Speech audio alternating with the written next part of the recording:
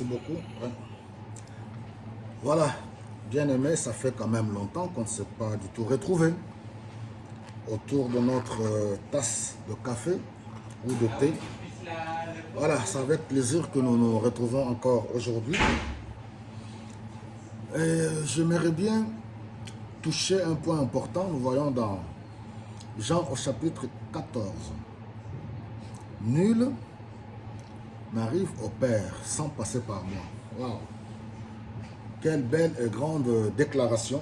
Alors, le contexte est que, voilà, le Seigneur Jésus-Christ, après avoir parlé aux disciples de sa mort imminente, de son arrestation qui devait être arrêté, crucifié, et au chapitre 14, il leur dit, voilà, c'est tout à fait normal.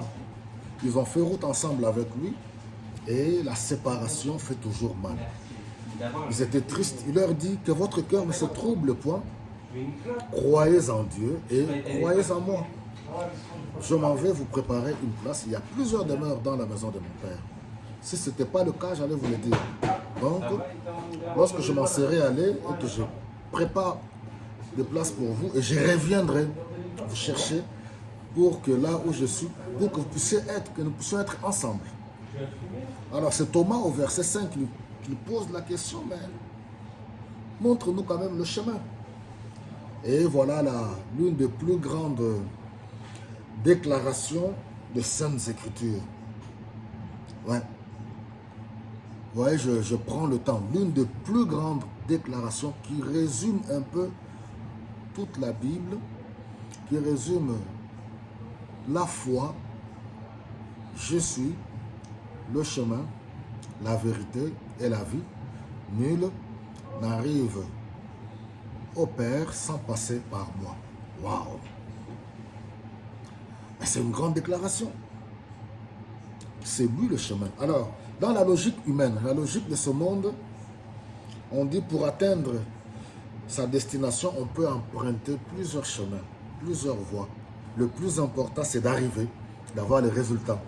Mais la logique des hommes est complètement contraire à celle de Dieu.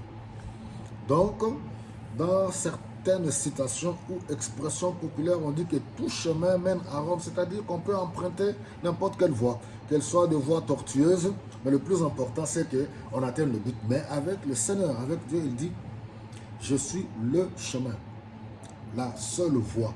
Les autres chemins vont vous égarer. Le chemin des traditions, des coutumes, des rites, des religions, tous ces chemins-là vont vous égarer, ne vous conduiront pas vers le Père. Ah, je suis la vérité. Tout ce qu'on vous dit, tout ce qui se passe, même si elles sont bonnes, les traditions, voilà, les coutumes, les rites, la seule vérité, c'est moi. Et la vie, oui, la vie, c'est Jésus-Christ, l'auteur de la vie, la source de toutes choses. Donc, je ne sais pas, es-tu troublé par rapport à quoi? Ce sujet est encore d'actualité aujourd'hui. Les gens sont complètement perdus, trop de confusion. Les gens ne savent plus qui suivre, quoi faire. Mais en toute humilité, celui qui ouvre son cœur et qui vient comme un enfant vers lui, et par le Saint-Esprit, le Seigneur se révèle. Tu pourras le connaître, bâtir une relation authentique avec lui, grandir dans la foi, expérimenter son amour, sa bonté, car il est un Dieu d'amour. Il est tellement merveilleux. Il est le chemin, la vérité et la vie. Il est le pain de vie. Il est la lumière du monde. Il est l'auteur de notre foi. C'est lui qui la perfectionne même.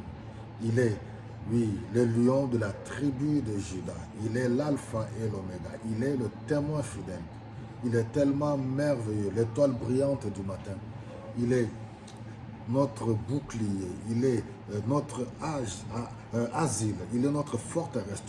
C'est un ami fidèle, tu peux compter sur lui, tu peux te confier en lui et tu ne seras jamais déçu. Voilà, que le Seigneur vous bénisse abondamment. Donc voilà, nous prenons notre tasse de thé aujourd'hui et plein de bonnes choses dans vos maisons Ayez la paix du Seigneur, ne soyez pas troublés.